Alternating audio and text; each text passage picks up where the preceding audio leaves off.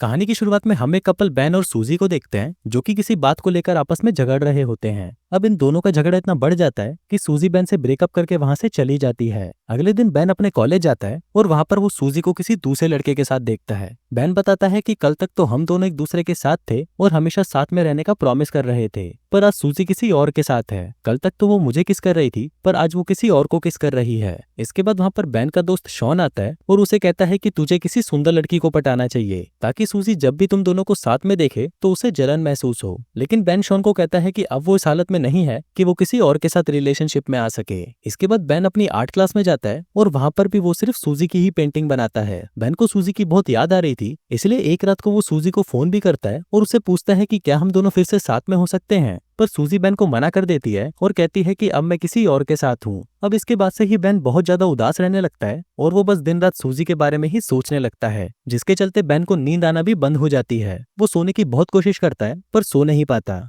इसलिए बेन रात को बुक्स पढ़कर या टीवी देखकर ही अपना टाइम पास करता है। फिर एक रात को बेन कुछ सामान लेने के लिए ग्रोसरी स्टोर में जाता है और वहां पर वो एक नोटिस देखता है जिस पर लिखा था कि नाइट शिफ्ट पर काम करने के लिए यहाँ पर स्टाफ की जरूरत है। अब बेन को तो रात को नींद आती नहीं थी, इसलिए बेन सोचता है कि टाइम पास करने के लिए यहाँ पर काम करना ही सही रहेगा। फिर बेन उस स्टोर के मैनेजर के पास इंटरव्यू देने जाता है और मैनेजर उसे वहां पर काम करने के लिए सेलेक्ट कर लेता है। अगली रात से बेन उस स्टोर में काम करने लगता है। उस स्टोर में बेन के साथ एक लड़की भी काम करती थी जिसका नाम शैरन होता है। बेन देखता है कि शैरन जब भी स्टोर में लेट आती थी तो मैनेजर उसे अपने कैबिन में बुलाकर हरास करता था। इसके बाद बेन हमको बताता है कि यहाँ पर सुपरमार्केट में टाइम बहुत ही धीरे धीरे कटता है, इसलिए यहाँ पर काम करने वाले एम्प्लॉइज टाइम को जल्दी काटने के लिए अलग अलग तरीके अपनाते हैं। जैसे शैरन अपनी घड़ी पर टेप लगा देती है ताकि उसे टाइम का पता न चल सके और टाइम जल्दी बीत जाए। शैरन के अलावा स्टोर में दो और एम्प्लॉय भी काम करते हैं जिनमें एक का नाम मैट और दूसरे का नाम बैरी होता है, और ये दोनों स्टोर में काफी उल्टी सीधी हरकतें करते रहते हैं और इसी तरह ही वो दोनों भी अपना टाइम पास करते हैं। अब यहाँ पर बेन के लिए भी टाइम पास करना बहुत मुश्किल हो गया था, इसलिए बेन के पास एक सुपर पावर आ जाती है। बेन टाइम को फ्रीज कर देता है,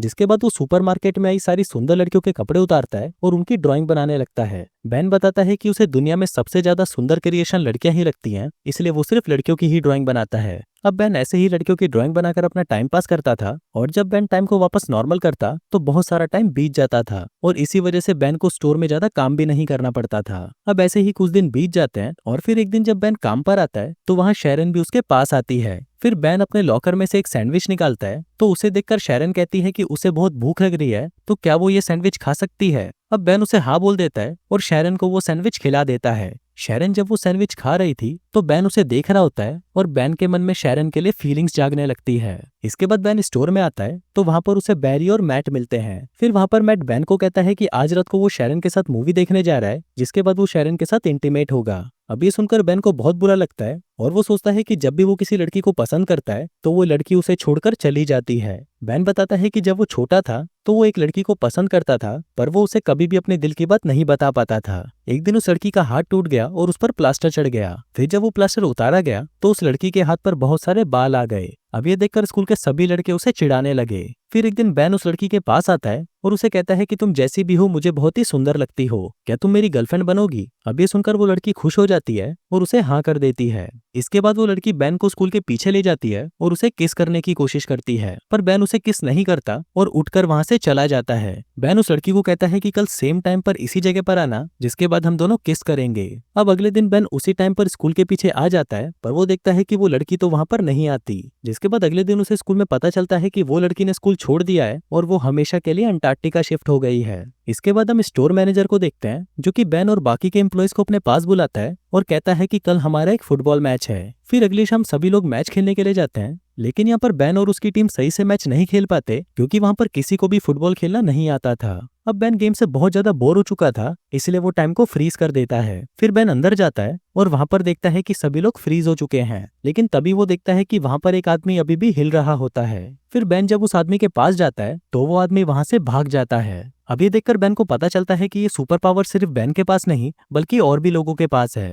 फिर बेन वापस ग्राउंड में आता है और टाइम को नॉर्मल कर देता है, लेकिन जैसे ही टाइम नॉर्मल होता है वैसे ही मैट फुटबॉल को लात मारता है और वो फुटबॉल जाकर सीधा मैनेजर के मुंह पर लगती है और उसके मुंह से खून निकलने लगता है। फिर मैट मैनेजर को लेकर हॉस्पिटल जाने लगता है, पर जाने से पहले वो बेन को कहता है कि तुम शैरन को घर छोड़ देना। लेकिन यहाँ पर घर जाने से पहले बेन शैरन को अपने साथ कॉफी पर ले जाता है। वहां पर बेन शैरन से पूछता है कि क्या तुम्हारे और मैट के बीच में कुछ चल रहा है, जिस पर शैरन उसे कहती है कि हम सिर्फ अच्छे दोस्त हैं और हम दोनों के बीच में ऐसा कुछ नहीं है। जिसके बाद शैरन मैट से पूछती है कि क्या तुम्हारी कोई गर्लफ्रेंड है। बैन उसको कहता है कि मेरी एक गर्लफ्रेंड पहले थी, पर कुछ हफ्तों पहले ही मेरा उसके साथ ब्रेकअप हो गया। इसके बाद बैन शैरन को उसके घर छोड़ने जाता है और अंदर जाने से पहले शैरन बैन को किस करने की कोशिश करती है, लेकिन बैन बहुत ज्यादा नर्वस था, इसलिए वो शैरन के गाल पर किस कर देता है, जिसके बाद शैरन मुस्कुराकर घर के अंदर चली जाती है। इसके बाद अगले दिन मैनेजर सभी लड़कों को अपने कैबिन में बुलाता है और उनको कहता है कि कुछ दिनों बाद मेरा बर्थडे है और उस दिन मैं एक पार्टी दे रहा हूँ, तो तुम सभी लोगों को उस पार्टी में आना होगा। फिर मैनेजर बैन को कुछ पैसे देता है और उसको कहता है कि तुम मेरे बर्थडे वाले दिन एक स्ट्रिपर का इंतजाम करो।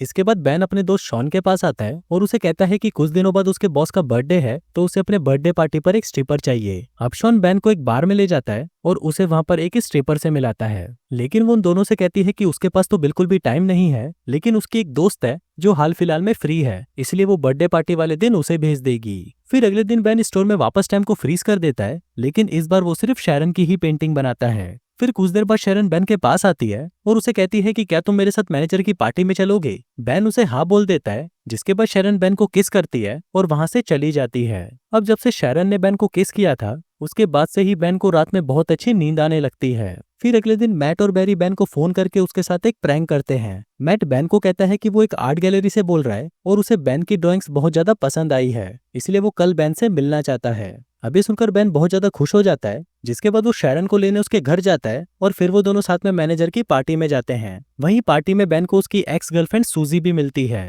वहीं शैरन बहुत ज्यादा सुंदर लग रही थी, इसलिए सूजी बैन को उसके साथ में देखकर जलन महसूस करने लगती है। थोड़ी देर बाद पार्टी में स्ट्रिपर आ जाती है और शॉन उसे देखकर पहचान जाता है कि ये तो उसके बचपन की दोस्त है। जिसके बाद शॉन उसे अपने साथ डेट पर चलने को पूछता है, तो वो स्ट्रिपर भी उसे हाँ कर देती है। इसके बाद मैनेजर शैरन के पास आता है और उसे अपने साथ इंटीमेट होने को कहता है, लेकिन शैरन मैनेजर को मना कर देती है और उसे गालियां देकर वहां से चली जाती है। दूसरी तरफ बैन वॉशरूम के लिए जाता है, तो उसे वहां पर सूजी मिलती है। सूजी बैन को कहती है कि उसे गलती हो गई और वो बैन के साथ वापस रिलेशनशिप में आना चाहती है। अब ये बोलकर सूजी बैन को किस करने लगती है, पर बैन सूजी को खुद से दूर कर देता है और कहता है कि अब मैं शैरन से प्यार करता हूँ। नीचे शैरन बैन और सूजी को किस करते हुए देख लेती है और वहां से जाने लगती है। अब ये देखकर बैन टाइम को फ्रीज कर देता है और शैरन के पास आता है। अब बैन को समझ नहीं आ रहा था कि वो शैरन को क्या बताए। हम देखते हैं कि उसे टाइम को फ्रीज करे हुए 2 दिन हो गए थे, पर अभी भी उसके पास शैरन को देने के लिए कोई जवाब नहीं था। फिर बैन वापस टाइम को नॉर्मल कर देता है और शैरन वहां से चली जाती है। इसके बाद बैन शैरन को मनाने उसके घर जाता है, पर शैरन बैन पर चिल्लाने लगती है और उसे अपने घर से बाहर निकाल देती है। अब इसके बाद से ही बैन वापस उदास रहने लगता है और उसको नींद आना भी वापस बंद हो जाती है।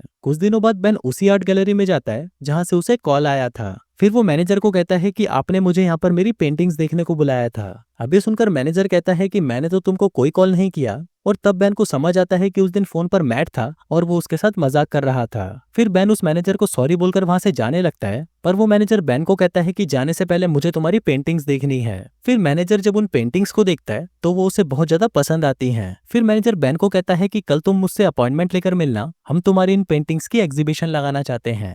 अब ऐसे ही कुछ दिन बीत जाते हैं और फिर एक दिन शैरन के घर पर एक इनविटेशन कार्ड आता है जो बैन ने उसे भेजा था। इसके बाद हम बैन को देखते हैं जो कि अपनी पेंटिंग्स की एग्जीबिशन में होता है। वहां पर एक अमेरिकन पेंटर भी थी और वो बैन के पास आकर उसकी पेंटिंग्स की तारीफ करने लगती है। जिसके बाद वो बैन को कहती है कि तुम्हें अपना शो अमेरिका में भी करना चाहिए। अब ये सुनकर बैन को याद आता है कि शैरन को भी अमेरिका घूमने का बहुत मन था। जिसके बाद वो उस पेंटर को अमेरिका आने के लिए हाँ कर देता है। इसी दौरान वहां पर शैरन भी आ जाती है और वो वहां पर अपनी पेंटिंग्स को देखकर बहुत खुश होती है। इसके बाद वो बैन के पास आती है और बैन उसे सॉरी कहता है, जिस पर शैरन भी उसे माफ कर देती है। फिर बैन उससे पूछता है कि क्या तुम मेरे पर ट्रस्ट करती हो, तो शैरन उसे कहती है कि हाँ, मैं तुम पर ट्रस्ट करती हूँ। इसके बाद वो शैरन को आंख बंद करने को कहता है और जब वो उसे किस करता है तभी वो वहां पर टाइम को फ्रीज कर देता है। अब जब शैरन ये सब देखती है तो वो बहुत ज्यादा हैरान हो जाती है। इसके बाद वो दोनों बाहर आते हैं और वहां पर एक दूसरे को किस करने लगते हैं और इसी के साथ ही ये कहानी यहीं खत्म हो जाती है।